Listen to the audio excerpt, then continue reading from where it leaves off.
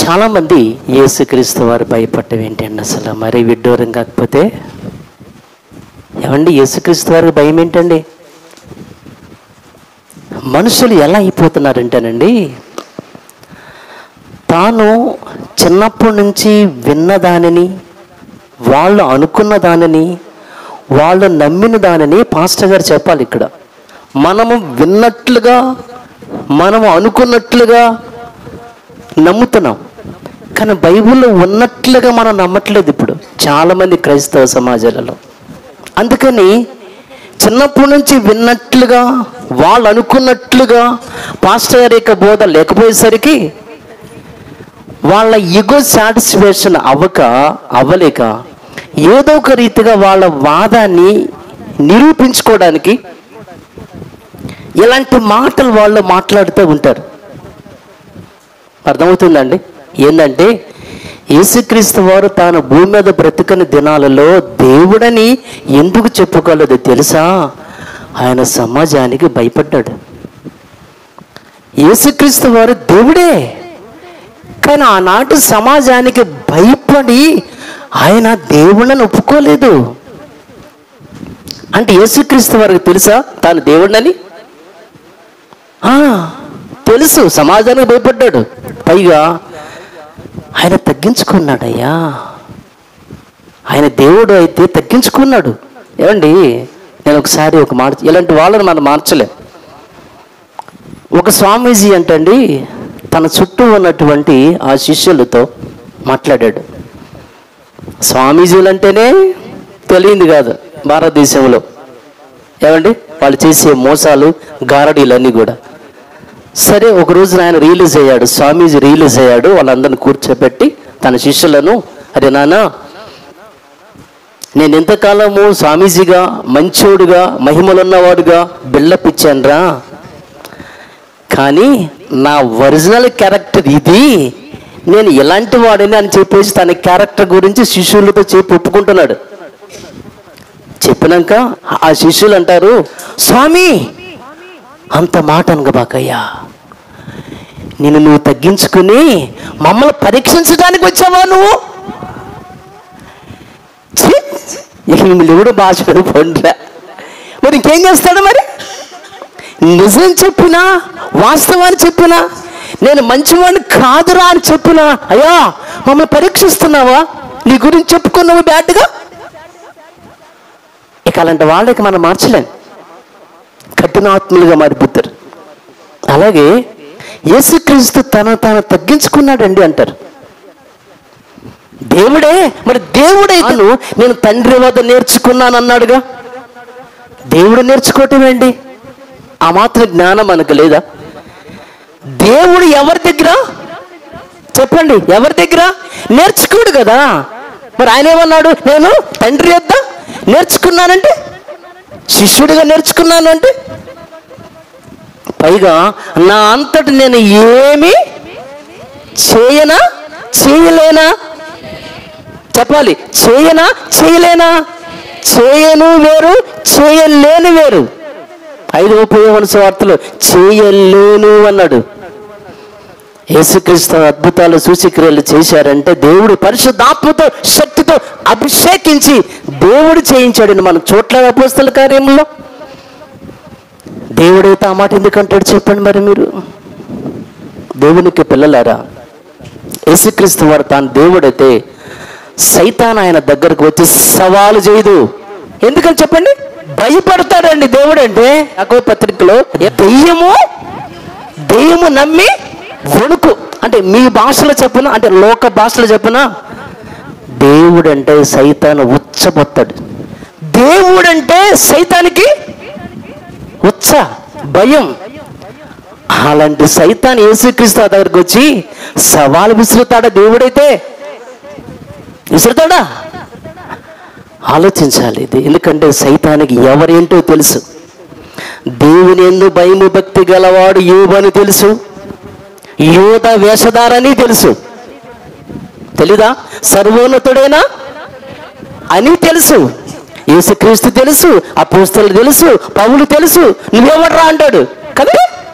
ఆడికి అందరూ ఎవరేంటో తెలుసు, యేసు ఏంటో కూడా వాడికి తెలుసు. కాబట్టి యేసు దేవుడైతే సైతాను యేసుక్రీస్తు వారి దగ్గరకు వచ్చి సవాలు చేయడు, వైపు వణికిపోతాడు. దేవుని పిల్లలారా, యేసు గనక దేవుడైతే తాను ఖచ్చితంగా చెప్పుకుంటాడు. ఎందుకంటే దేవుడు అయిన వాడు ఖచ్చితంగా చెప్పుకున్నాడు బైబిల్లో కొన్ని వందల వేల సార్లు. నీ దేవుడని యెహోవాను నేనే, నేనే, నేను తప్ప వందల వేల సార్లు ఉంటుంది బైబిల్లో. అంటే దేవుడైతే ఖచ్చితంగా. యేసు ఎందుకు చెప్పుకోలేదు? పరిశుద్ధాత్ముడు ఎందుకు చెప్పుకోవాలా నేను కూడా దేవుడినని? పరిశుద్ధాత్ముడు ఎందుకని చెప్పుకోవాలా దేవుడినని? దేవుడు కాదు కాబట్టి చెప్పుకోలేదు. యేసు ఎందుకని చెప్పుకోవాలా? దేవుడు కాదు కాబట్టి చెప్పుకోలేదు. లేదండి, ఆయన ఆనాడు సమాజానికి భయపడ్డాడు అంటారా? ఇప్పుడు మనం వెళదాం, తీయండి ఒకసారి. వీళ్ళు దేన్ని ఉద్దేశించి మాట్లాడతారంటే యోహాను సువార్త 10వ అధ్యాయం చూద్దాం. 29 నుంచి 35 వరకు ఉంటుంది. యోహాను సువార్త 10:29. వాటిని నాకిచ్చిన నా తండ్రి, యేసుక్రీస్తు వారికి మాటలు వినాలి మీరు. నా తండ్రి అందరికంటే గొప్పవాడు, అందరికంటే గొప్పవాడు, అందరికంటే గొప్పవాడు అని చెప్పి 30వ వచనంలో నేను తండ్రిను ఏకమై ఉన్నామని వారితో చెప్పాడండి. అంతే, ఇంకా రాళ్ళు ఎత్తారు. తర్వాత వచ్చింది 31. యూదులు ఆయనను కొట్టవాలని మరలా రాళ్ళ చేత పట్టుకొనగా. దీనికేనా ఆయన ఏం చెప్పాడని? ఆయన ఏమన్నాడు? నేను తండ్రి ఏకమై ఉన్నామని చెప్పాడు. ఎందుకంటే వారిరువురు ఏక శరీరం అని ఆదాము గురించి మనం విన్నాం. ఏక శరీరం అంటే ఆదామికి ఒకే శరీరం ఉందా? 2 శరీరాలు ఉన్నాయా? అననీయ సప్పేర ఏకమై. ఆది సంఘం అంతా ఏక హృదయం, ఒకే హృదయం ఉందా సంఘానికి? అందరికీ హృదయాలు ఉన్నాయా? కాబట్టి సంఘమంతా ఒక్కటిగా ఉండాలి. భార్య భర్తలు ఒక్కటి, ఏకమై అనే పదం మనకి ఈజీగా అర్థమవుతుంది. కాబట్టి నేను తండ్రి ఏకమై ఉన్నామంటే అర్థమేంది అని అంటే, నా ఆలోచనలు తండ్రి ఆలోచనలు ఒకటి. ఎందుకంటే తండ్రి ఏం చెప్పమని పంపించాడు, నేను ఏం మాట్లాడాలో, నేను ఏ ఉపమానాలు చెప్పాలో ఇవన్నీ నా అంతటా నేనే చెప్పట్లేదు నాయన, ఆయన చెప్పమన్నా చెప్తున్నా. కాబట్టి తండ్రి యొక్క ఆలోచనలకు నేను ఏకమై ఉన్నాను. తండ్రి ఉద్దేశాలకు తండ్రి ఎందుకని నా ఇష్టాన్ని రాలా, తండ్రి ఇష్టమే, తండ్రి కోరికే, తండ్రి ఆలోచన. కాబట్టి నేను తండ్రి ఏకమై ఉన్నాము అని చెప్పగానే ఇక రాళ్ళు ఎత్తారండి కొట్టడానికి. అరే నేను ఏమన్నానని మీరు రాళ్ళు ఎత్తారు? నేను దేవుడిని చెప్పుకున్నానా, దేవుని కుమారుడని చెప్పుకున్నానా?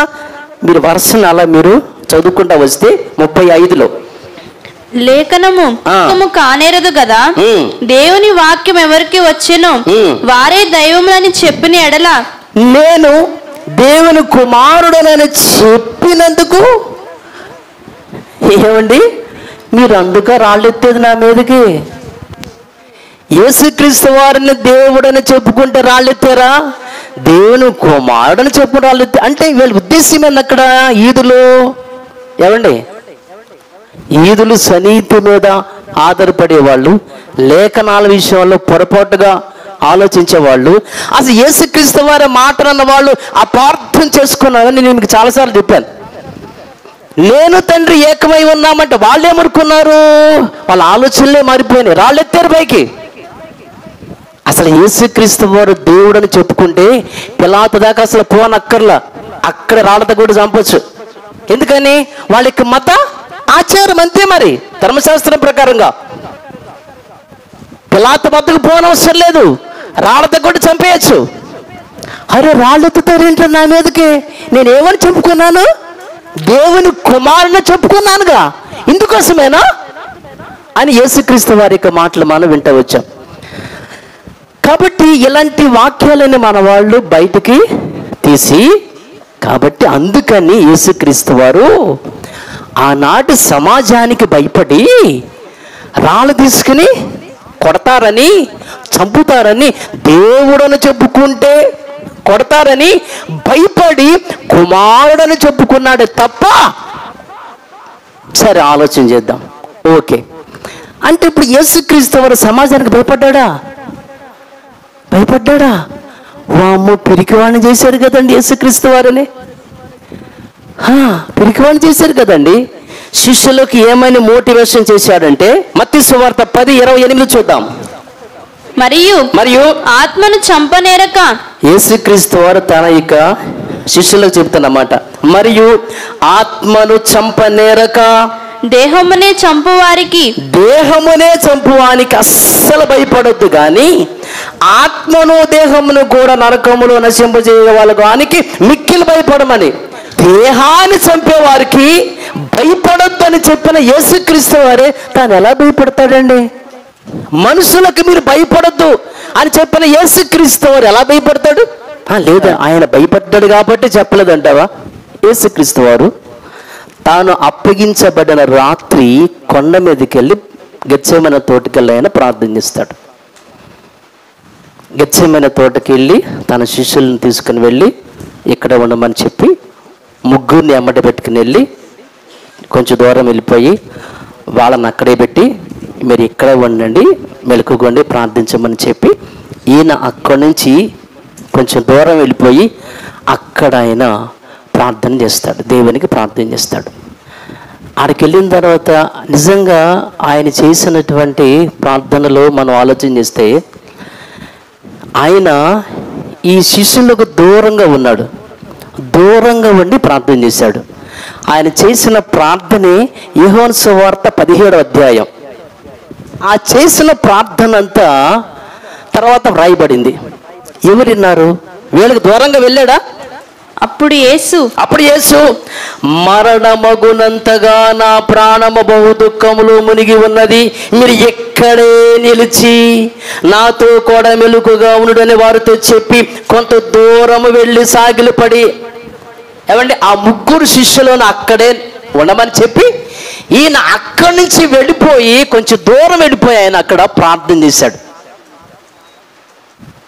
ఏమండి ఆ ప్రార్థన శిష్యులు వినే అవకాశం లేదు కాదండి. ఒకవేళ దూరంలో ఉన్నా సరే శిష్యులు విన్నారేమో కదా, దూరంగా ఉన్నా సరే పెద్దగా చేశాడేమో యేసుక్రీస్తు వారు. వీళ్ళు వినటానికి వీళ్ళు ఏం చేస్తున్నారు? 40 ఆయన మరలా శిష్యుల యొద్దకు వచ్చి వారు నిద్రించుట చూచి ఒక గడి అయిన యేసుక్రీస్తు వారు సగం ప్రార్థన చేస్తాడండి, అక్కడి నుంచి మరలా వస్తాడు. మన వాళ్ళు గురకపేట నిద్రపోతూ ఉంటారు, లేపుతారు, అరే లెగవండి రా ఆయన, కాసేపు అయినా ప్రార్థన చేసుకోలేరా? ఆయన మళ్ళా వెళ్ళి మిగిలిన ప్రార్థన పూర్తి చేస్తాడు.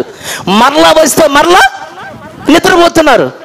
ఇక నిద్రపోయే వాళ్ళకి యేసుక్రీస్తు వారు చేసిన ప్రార్థన ఎలా అర్థమైంది? వీళ్ళకి దూరంగా ఉన్నానన్న సంగతి యేసుక్రీస్తు వారికి తెలుసు, వీళ్ళు నిద్రపోతున్నారన్న సంగతి కూడా యేసుక్రీస్తు వారికి తెలుసు. ఇప్పుడు ఎవరికైనా భయపడే అవకాశం ఉందా? ఎవరైనా వింటారు ఇంకా ఆయన ప్రార్థన? శిష్యులు దూరంగా ఉన్నారు, నిద్రపోతున్నారు చీకట్లో, ఇక్కడ ఎవరు లేరు, ఏకాంతంగా ప్రార్థన చేసుకోవచ్చు కదా. ఇప్పుడు యేసుక్రీస్తు ఎవరికి భయపడాలి?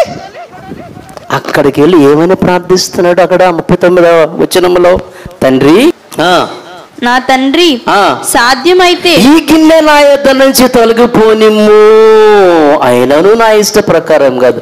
అక్కడికి వెళ్ళి తండ్రికి ప్రార్థన చేస్తున్నాడు. దేవుని పిల్లలారా, యేసు సమాజానికి భయపడ్డాడు కాబట్టి తాను దేవుణ్ణి అని చెప్పుకోలేదు అనుకుంటే ఇప్పుడు సమాజానికి శిష్యులకు దూరంగా వెళ్ళిపోయాడు.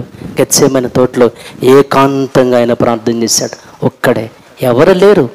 ఇక ఆయన ఇష్టం, ఎవరికి భయపడాల్సిన పని యేసుక్రీస్తు వారికి లేదు. ఆ 17వ అధ్యాయంలో అంతే కూడా అదిగో అపోస్తలుల కోసం ప్రార్థన చేశాడు. వాళ్ళ వాక్యాలు వినేటువంటి సంఘం మన కోసం యేసుక్రీస్తు వారు ఆ 17వ అధ్యాయంలో అయినా ప్రార్థన చేస్తాడు. ప్రార్థన అయిపోయిన తర్వాత వస్తాడు, వీళ్ళని లేపుతాడు. లేపిన తర్వాత ఇప్పుడు ఏమవుతుందంటే అక్కడికి రోమా సైనికులు వస్తారు. ఇప్పుడు మనం ఆడికి వెళ్దాం.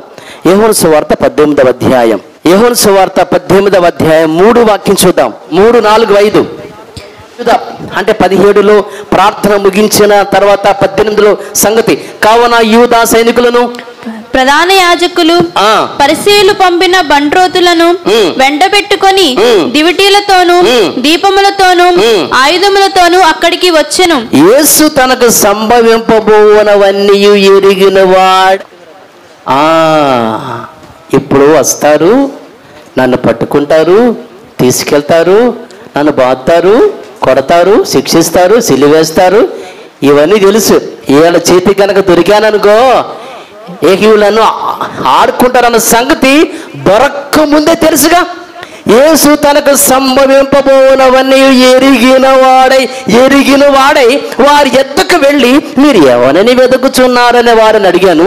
వారు నజరేయుడైన యేసునని ఆయనకు ఉత్తరమీగా, యేసు ఆయనని నేనే. చాలండి. యేసు భయపడాల్సినటువంటి అవసరం ఏంటండి ఆయనకి? మీరు ఎవరిని అంటే యేసుక్రీస్తు ఎవరో తెలుసు ఆల్రెడీ, వచ్చేది ఎవరో. ఏమండి మీరు ఎవరిని ఇప్పుడు పోలీసులు నా కోసం వస్తున్నారు అనుకుంటున్నానండి నేను. ఎందుకంటే నా మీద ఎవరో కేసు పెట్టారు, నాకు అర్థమైపోయింది. పోలీసులు అక్కడ ఉండి ఆ రోడ్డు మీద ఉండి, ఏమండి ఇక్కడ పాస్టర్ గారు ఎవరండి? రాజుబాబు అంట. నేను పైనుంచి బాల్కనీలో నుంచి విని పైనుంచి కిందకి దిగి మెట్లు దిగి, ఏమండి ఏంది మీరు ఎవరి కోసం వెతుకుతున్నారు? పాస్టర్ గారు అంటున్నారు, రాజబాబు అంటున్నారు, ఏంది? నేనేనండి అని అంటానా? పైనుంచి కిందకి దొరకని వెనకాల నుంచి కాలు ఇరిగితే తర్వాత సంగతిలో ముందు. తప్పు చేసినా చేయకపోయినా వేరే విషయం.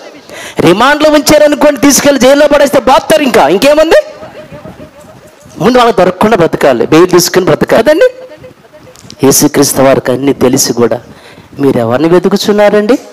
యేసుని. నేనే, తీసుకెళ్ళండి. ఇప్పుడు పిలాతు ముందు నుంచోబెట్టారండి. పిలాతు అంటాడు, అదే 18:37 వచ్చిన అక్కడే. అందుకు పిలాతు నీవు రాజువా? నువ్వు రాజు అని. ఒక రాజు, రోమా చక్రవర్తి అయినా రాజువాడు కాదు, యూదులకు రాజు వేరు హేరోదు. పిలాతు ఆ యొక్క దేశానికి గవర్నర్.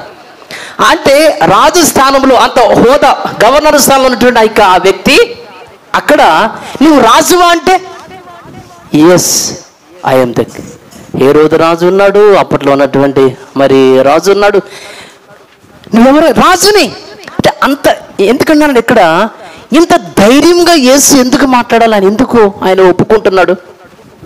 ఆయన అంటాడండి, నిన్ను విడిపించడానికి నీకు శిక్ష వేయడానికి నాకు హక్కు అధికారం ఉంది, ఏం చేయమంటావంటే యేసు అంటాడు, నన్ను శిక్షించే హక్కు నీకు అంత సీన్ లేదులే అంటాడు. పైనుంచి రావాలంటాడు. తెలుసా మీకు? 19:11 అక్కడే పక్కన 19వ అధ్యాయము 11. అందుకు యేసు పైనుండి నీకు ఇయ్యబడి ఉంటేనే తప్ప నా మీద నీకు ఏ అధికారమును ఉండదు. నువ్వు అనుకుంటున్నావు నా మీద నీకు అధికారం ఉందని. ఈ అధికారం నీది కాదు నాయనా. పైనుంచి ఈ అధికారం నీకు ఇయ్యబడి ఉంటే తప్ప నన్ను ముట్టుకునే హక్కు ఎవరికి లేదు. ఎంత ధైర్యం అండి యేసుక్రీస్తు వారికి. పిలాతు దగ్గర యేసుక్రీస్తు వారు ధైర్యంగా నువ్వు రాజువా అంటే ఆయనకి భయం ఏంటండి అసలు? ఈ విషయం గురించి తిమోతికి పౌలు రాస్తారండి. 1 తిమోతి 6:13 సమస్తమునకు జీవధారకుడైన దేవుని బాగినాలి. జీవధారకుడు వేరు, జీవదాత వేరు, జీవాధిపతి వేరు. చాలా మంది ఈ కన్ఫ్యూజన్లో పడి వస్తున్నారు. కీర్తన గ్రంథంలో ఉంటది జీవదాత అయిన దేవుడని. దేవుడు జీవదాత, జీవధారకుడు. మరి యేసు జీవానికి అధిపతిగా నియమించాడు దేవుడు.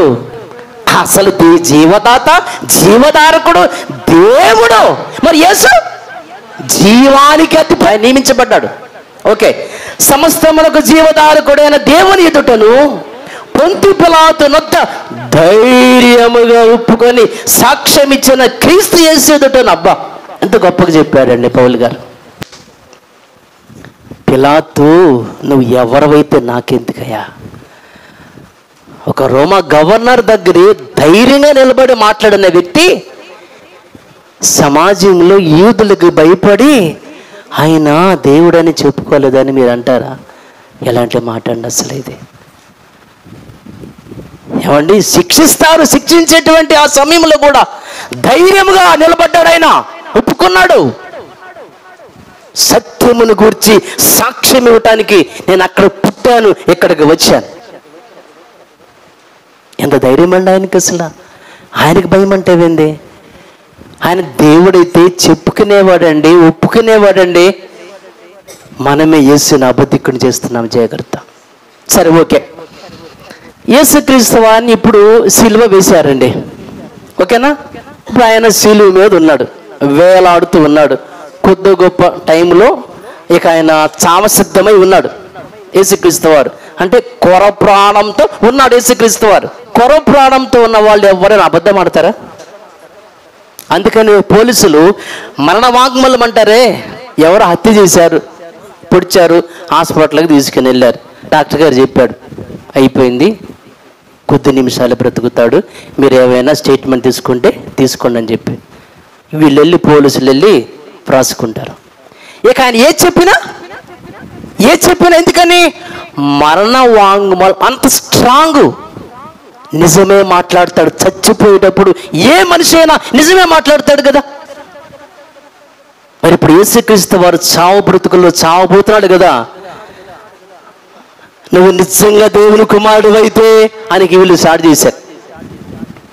యేసుక్రీస్తు వారు, తండ్రి వీరేమి చేయుచున్నారో వీరు ఎరుగరు గనక వీరిని. అదేంటి, యేసుక్రీస్తు వారికి క్షమించే అధికారం లేదా? తండ్రి వీరేమి చేయుచున్నారో వీరు ఎరుగరు గనక వీరిని. తండ్రికి ఎంత కోపమో యేసుక్రీస్తు వారికి తెలుసు బాగానే. ఎలా? దేవుడు నియమించుకున్న తన సేవకుడైన మోషేని తన సొంత సహోదరి ఒక్క మాట అంటే కుష్టివాద వచ్చేసింది అంతే. అంత పవర్ఫుల్ దేవుడు అంటే మామూలు కోపం కాదు. స్మాష్ అంతే, పిల్లల దగ్గర నుంచి వృద్ధుల వరకు లేపేసేయటమే. అంత రగిలిపోతాడు ఆయన. అందుకే దేవుడు తన సంకల్పం యేసుక్రీస్తు వారిని పెట్టుకున్నాడు మధ్యవర్తిగా, శాంతిపరచడానికి. చాలా మందికి తెలియని విషయం ఇదంతా కూడా. అర్థమైందా? అందుకే నాయనా, అయ్యా నీ కొడుకుని చంపేస్తున్నారయ్యా, దయచేసి వీళ్ళని మీరేమనద్దు, క్షమించండి నాయనా. తండ్రికి ప్రార్థన, నా దేవా నీవు నన్నేలా. ఈయనెవరు మరి? సిలువలో ఉన్నటువంటి ఈయన, కొర ప్రాణంతో చావు బ్రతుకులో ఉన్నటువంటి ఈయన తాను దేవుణ్ణి మరి ఒప్పుకోవాలి కదా. మరి ఇంకేముంది, అయిపోతే అంతా. ఇంక ఎవరికి భయపడాలి ఆయన? ఇంక ఎవరికి భయపడాలి? మొత్తం అయిపోతే కొద్ది క్షణాలు పోతాడు కదా. ఇంక ఎవరికి భయపడాలి ఆయన? నా దేవా నన్నేలా చేయి విడిచితివి అని చెప్పేసి. తండ్రి నీ చేతిగా నా ఆత్మను. ఈయనెవరు మరి? ఈయన ఆత్మను అప్పగిస్తున్నాడంటే ఆయన ఎంత గొప్పవాడు. ఇంకా ఈ వేరియేషన్ అనేది మనకు అర్థం కదా. సిలువ మీద కూడా యేసుక్రీస్తు వారు అంటే చనిపోయే టైంలో కూడా తాను ఒక మనిషినని ఆయన గుర్తు చేస్తూ తండ్రికి తాను చేసిన ప్రార్థన మనం వింటూ వచ్చాం. సరేనండి, భయపడ్డాడు, చచ్చిపోయాడు, తిరిగి లేచాడు. ఇంకా భయపడతారా?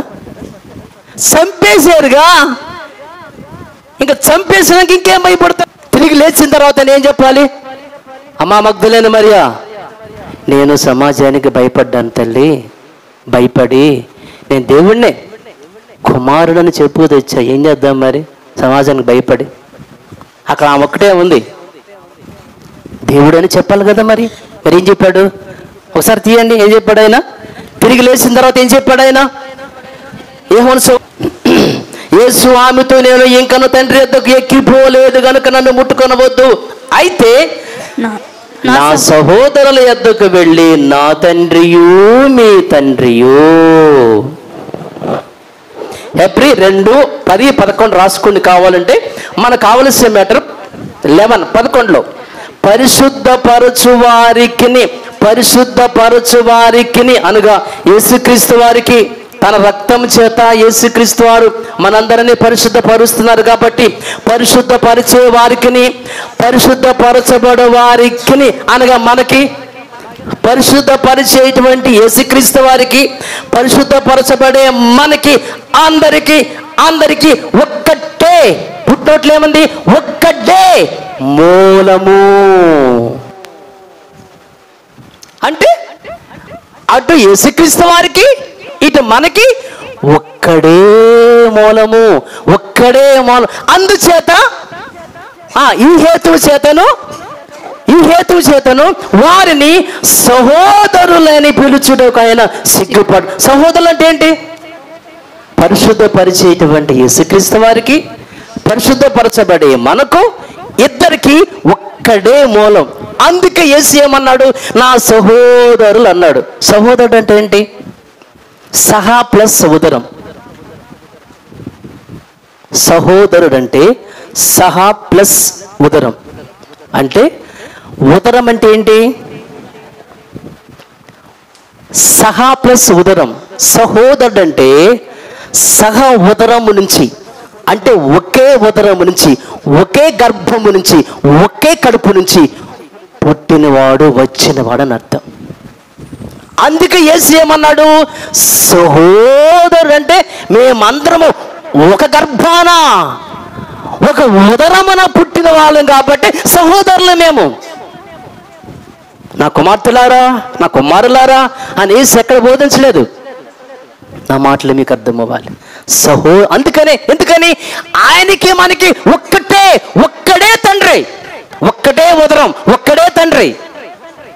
అందుకనే మగ్దలేన మరియతో నీ తండ్రి నా తండ్రి, నీ దేవుడు నేనే దేవుణ్ణి. తిరిగి లేచాక ఎవరికి భయపడాలండి? యేసుక్రీస్తు వారు.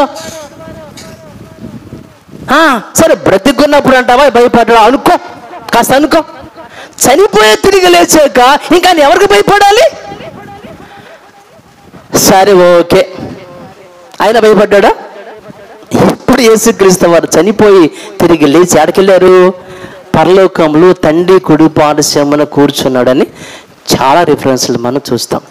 యేసుక్రీస్తు వారు చనిపోయి తిరిగి లేపబడి ఆరోహణమైన సుమారుగా 60 సంవత్సరాల తర్వాత తండ్రి కుడి పార్శ్వమున ఉండి యేసుక్రీస్తు వారు పద్మాసు దీపంలో ఉన్నటువంటి యోహాను గారితో ఏం మాట్లాడుతున్నాడో తెలుసా? ఎప్పుడండి? పరలోకం వెళ్ళిన తర్వాత, తండ్రి కుడి పార్శ్వమున కూర్చున్న తర్వాత. ప్రకటన 3వ అధ్యాయం 2వ వచనం. నీ క్రియలు నా దేవుని ఎదుట సంపూర్ణమైనవి. ఏమండి? యేసు మాట్లాడుతున్న మాటలు ఇవి. ఇది పరలోకములో తండ్రి కుడి పార్శ్వమున ఉన్నటువంటి యేసుక్రీస్తు వారు తాను చనిపోయి తిరిగి లేచి 60 ఏళ్ల తర్వాత చెప్పిన మాట.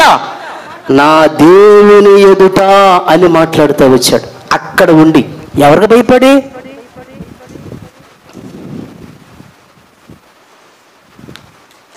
అర్థమైందండి? చాలామంది ఆలోచన ఏంటంటే యేసుక్రీస్తు వారు దేవుని యొక్క మహాశక్తిలో నుంచి వచ్చిన ఒక అద్భుతమైన శక్తి. ఆ శక్తే కాదని ఎవరు కదన్నారు? మరి శక్తి బయటకు వచ్చిన తర్వాత మన తిరిగి ఆ శక్తిలో కలిసిపోవాలి కదా. మరి తండ్రి కుడి పార్శ్వమున కూర్చుని అక్కడ ఉండి ఏం మాట్లాడుతున్నాడంటే నా దేవుని ఎదుట. వచనం 12 చూద్దాం. జయించు వానిని నా దేవుని ఆలయములో. సరిగ్గా, జయించు వానిని నా దేవుని ఆలయములో, జయించే వానిని నా దేవుని ఆలయములు, నా దేవుని ఆలయములు. పరలోకంలో ఉన్నటువంటి యేసుక్రీస్తు వారు చెప్తున్న మాట, నా దేవుడు, నా దేవుడు, నా దేవుడు. ఇప్పుడు ఎవరికి భయపడుతున్నాడు ఆయన?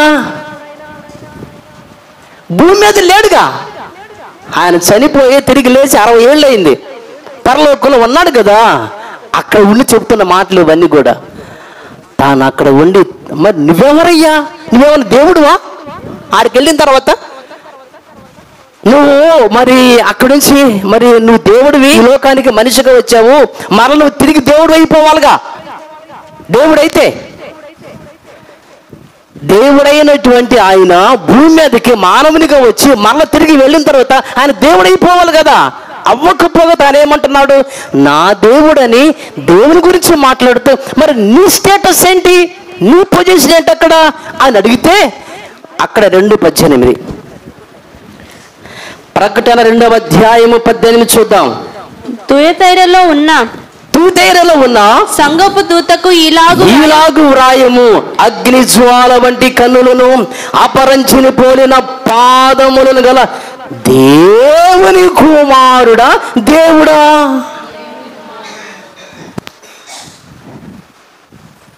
ఎవరికి భయపడ్డాడండి ఇప్పుడు ఆయన? పరలోకం వెళ్ళి 50 ఏళ్ళు అయింది అప్పటికే. ఎవరికి భయపడుతున్నాడు ఆయన ఇప్పుడు? అక్కడికి వెళ్ళి తన స్టేటస్ ఏం తెలుసా? అక్కడికి వెళ్ళిన ఆయన దేవుని కుమారుడే. భూమి మీదకి రాకముందు దేవుని కుమారుడే, భూమి మీదకి వచ్చాక దేవుని కుమారుడే. నిన్న ఏమై ఉన్నాడో ఈరోజు ఆయన అదే అయి ఉన్నాడు. నిరంతరము అలాగే ఉంటాడు దేవుని యొక్క కుమారుడుగా. కాబట్టి దేవుని పిల్లలారా, యేసుక్రీస్తు వారిని పిరికోడిగా చేయబాకండి, పిరికివాడుగా మాట్లాడకండి. ఆ తప్పు. మీ ఆలోచనలు, మీరు విన్న మాటలు మీరు అనుకున్నట్లుగా ఏమండి దానిని మర్చిపోయటానికి యేసుక్రీస్తు వారిని పిరికోడుగా చేయొద్దండి, పిరికివాడుగా చేయొద్దు. ఏమండి, యేసుక్రీస్తు వారు దేవుడైతే ఆయన లోకాన్ని జయించడం వల్ల పెద్ద విశేషం ఏముందండి? గొప్ప ఉంది. ఒక మనిషిగా లోకాన్ని జయించాడు చూసారా, అది కదండి గొప్ప.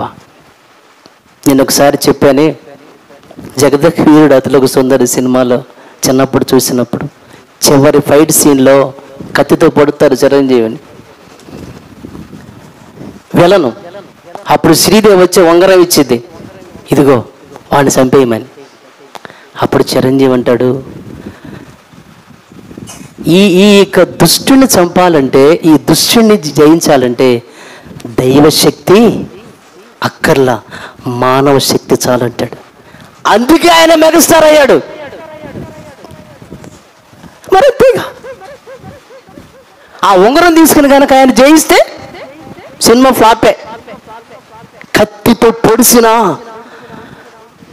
దుష్టుని జయించాడే దైవశక్తితో కాదు సమా, మానవ శక్తితో.